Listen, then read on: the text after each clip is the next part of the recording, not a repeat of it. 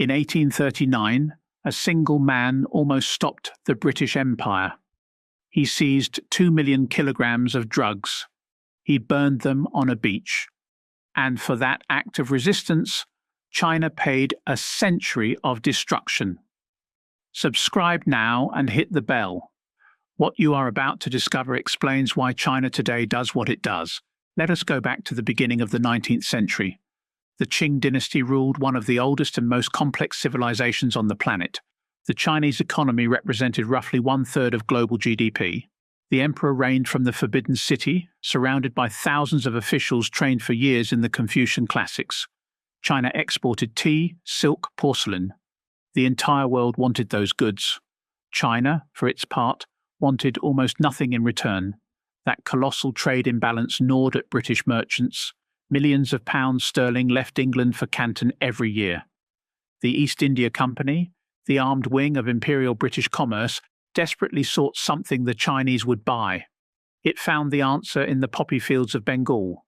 Opium, a drug produced on a massive scale in colonized India, loaded onto fast clipper ships smuggled by night into the ports of Guangdong. A trade illegal under Chinese law, a trade extraordinarily profitable for the British. Demand exploded. By 1835, 2 million of the emperor's subjects were already smoking the substance in smoke-filled dens, lying on mats, their eyes glazed. Officials, soldiers, merchants, peasants, entire families ruined. The Chinese silver that had previously flowed outward to pay for imports was now returning to Great Britain to fund the addiction. The trade balance had reversed, and China was bleeding. Emperor Daoguang watched his empire collapse from within. In 1839, he sent one man to resolve the situation, Lin Zexu, imperial commissioner, legal scholar, and administrator of absolute rigor. Lin arrived in Canton, summoned the foreign merchants, and demanded one simple thing: surrender every last piece of opium in their possession. The British merchants resisted. Lin blockaded their warehouses, cut off their food supplies, and besieged them until they yielded. 20,000 chests of opium. 2,500 tons of drugs were seized, then mixed with quicklime and salt in pits dug on the beach at Human. The entire stock was flushed into the sea. Lin even sent a letter to Queen Victoria, asking her to put an end to the poisonous trade. It went unanswered. In London, 300 trading companies demanded reparations. Lord Palmerston, the Foreign Secretary, made his decision.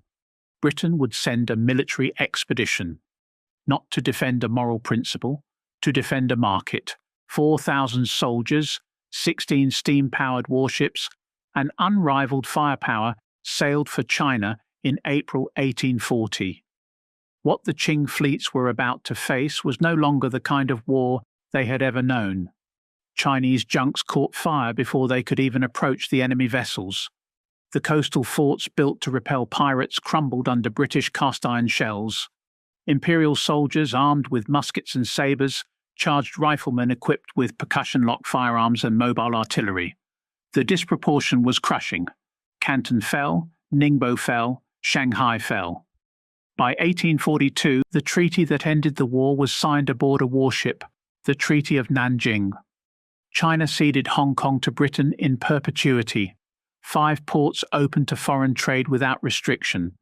An indemnity of 21 million silver taels was paid for the destruction of the drug that had destroyed its own population. And the opium trade continued. Officially legalized a few years later, the nation that had built the Great Wall had just been forced to pay for the poisoning of its own children. But the humiliations were only beginning. In 1856, a minor incident reignited the war machine. A Chinese vessel, the Arrow, flying a British flag, was boarded by Qing authorities off Canton on suspicion of smuggling. The British protested vigorously. France, seeking to avenge the execution of a Catholic missionary, seized the pretext to join the offensive. The Second Opium War had begun. This time the Allied forces did not stop at the coastal ports. They marched north, toward Beijing, toward the very heart of imperial power. In October 1860, Franco-British soldiers entered the Yuanmingyuan, the old summer palace, a complex of 200 buildings, artificial lakes and labyrinthine gardens built over a century and a half by 4 successive emperors. They looted first everything they could carry, thousands of pieces of bronze, jade, porcelain, embroidered silk, and then they set it ablaze. For 3 days, a column of black smoke rose above Beijing, visible for kilometers in every direction. The emperor had fled. The forbidden city trembled. The Chinese people would never forget those 3 days. Never. The Beijing treaties that followed made the imposed conditions even harsher. New ports, additional reparations, the right for foreigners to operate on Chinese soil free from local law. Entire districts of the great cities, Shanghai, Tianjin, Canton, passed under British, French, American or Japanese administration. China remained nominally sovereign. In practice, it had been carved into foreign spheres of influence like a carcass to be divided. The question then facing Beijing was simple and terrifying. How had a civilization as old, as great, as sophisticated as China fallen so fast? The answer would take decades to formulate. And when it came, it arrived in the form of a revolution. The question was simple and terrifying.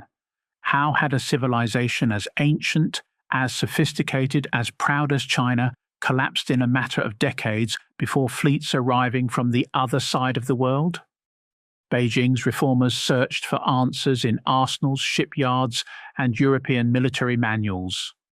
The so-called self-strengthening movement in the second half of the 19th century produced modern foundries, engineering schools, and a fleet of ironclad warships, a desperate attempt to close a gap accumulated over a century. It arrived too late. In 1894, Japan, which had transformed itself into an industrial power following the Meiji Restoration of 1868, attacked China for control of Korea. The Beiyang fleet, the pride of the modernization drive, was sunk within hours at the Battle of the Yalu River. The Treaty of Shimonoseki that followed tore Taiwan, the Pescadores Islands, and the Liaodong Peninsula from the weakened empire. A neighbor that China had long regarded as a tributary state had just humiliated it before the entire world. The shockwave ran through every layer of society. The Boxer Rebellion erupted from that collective shame. Thousands of fighters, peasants, wandering monks, ruined craftsmen, flooded the streets of Beijing in 1900, convinced that martial rituals would make them impervious to foreign bullets. They besieged the diplomatic legations for 55 days. The Empress Dowager Cixi, playing a desperate nationalist card, lent the movement her blessing. The foreign response was swift and overwhelming. A coalition of 8 nations dispatched 20,000 soldiers. Beijing fell. The imperial palace was looted for a second time in 40 years.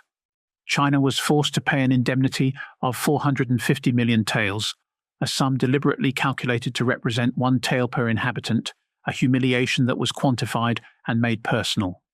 The Qing dynasty expired in 1912. The last emperor, Puyi, was 6 years old. Without a central authority capable of unifying the country, dozens of warlords carved the territory into rival fiefdoms. Battles followed battles, alliances formed and were betrayed. Peasants died in wars that had nothing to do with them, and while China bled from within, Japan kept advancing. In September 1931, Japanese officers blew up a section of the South Manchuria Railway and blamed Chinese saboteurs. The pretext was crude. It was enough. Within weeks, the Imperial Japanese Army had occupied the whole of Manchuria and installed a puppet state called Manchukuo, with Puyi as its figurehead emperor. Tokyo denied any aggression. The world watched. In July 1937, a skirmish at the Marco Polo Bridge on the outskirts of Beijing ignited a total war. Japanese columns swept southward at a staggering pace. In December 1937, Nanjing, the nationalist capital, fell. What followed remained seared into the Chinese collective memory as an abyss. For 6 weeks, Japanese soldiers massacred civilians and unarmed prisoners. Historians still debate the precise figures.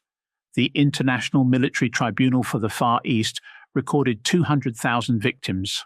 Some Chinese estimates put the death toll at 300,000. Whatever the exact count, the testimonies of survivors, foreign diplomats present on the ground, and journalists of the era paint a portrait of brutality without limit. Streets littered with bodies, buildings in flames, an entire city turned into a killing ground. Paradoxically, the Japanese invasion achieved something that decades of political speeches had failed to produce. It welded a fragmented people together. Chiang Kai-shek's nationalists and Mao Zedong's communists formed a precarious united front, each fighting the invader while carefully preserving their own forces for the civil war to come. China resisted. Exhausted, ravaged, between 15 and 20 million dead by most estimates, but standing. Japan's defeat in August 1945 immediately reopened hostilities between the two camps. The nationalists held a numerical superiority and a substantial arsenal of American weapons. But corruption was rotting their ranks from the inside. Officers sold off ammunition, generals negotiated retreats instead of fighting. The peasantry, worn out, flocked in vast numbers to the communist side, disciplined, deeply rooted in the countryside, carrying a promise of land and dignity. In 4 years, Mao's army swept the length of China from north to south. On the 1st of October 1949, in Tiananmen Square, Mao Zedong spoke the words that generations of Chinese would learn by heart. The Chinese people had stood up. The nationalists sailed for Taiwan, taking the central bank's gold reserves and 2 million refugees with them. On the mainland, the Communist Party took charge of a ravaged, bloodless country, stripped of industry and without any infrastructure worthy of the name. The first decades were brutal. Forced collectivization, the Great Leap Forward, the Cultural Revolution cost tens of millions of additional lives through famines and purges. The reconstruction moved through tragedies that the regime still struggles to acknowledge today. The real turning point came in 1978. Deng Xiaoping, a survivor of multiple purges and a pragmatist to the bone, forced an uncomfortable truth on his comrades. Poverty does not liberate a people. In 1979, he established the first special economic zones, Shenzhen, Zhuhai, Xiamen, Shantou, coastal enclaves where market rules applied, where foreign capital could set up, produce and export. Shenzhen was a fishing village. Within 20 years, it became a metropolis of 10 million inhabitants. Nike, General Electric, Honda moved in. Hundreds of millions of people escaped poverty within a single generation, a transformation without precedent in the entire history of the global economy. China was building its strength methodically, block by block, decade by decade. It modernized its military. It secured its supply of raw materials across Africa and Southeast Asia. It poured tens of billions into its navy, into ballistic missiles, into space and cyber capabilities. All of it carried out with a patience that Beijing's leaders openly describe as a lesson drawn from the past. Never expose yourself before you are ready. Never repeat the vulnerability that made a century of shame possible. History never truly disappears. It sinks into memory, slips into state speeches, feeds the ambitions of the generations that follow. What Lin Zexu burned on a beach in 1839, a stockpile of drugs, but also a belief in an illusory invulnerability, gave rise to a wound that still shapes every strategic calculation made in Beijing. Understanding that wound justifies nothing, but ignoring its existence guarantees you will never understand what is unfolding before your eyes. History does not wait. Subscribe to this channel to explore in the next video how other nations rebuilt their power from the ruins of total defeat and what their trajectories reveal about the world to come.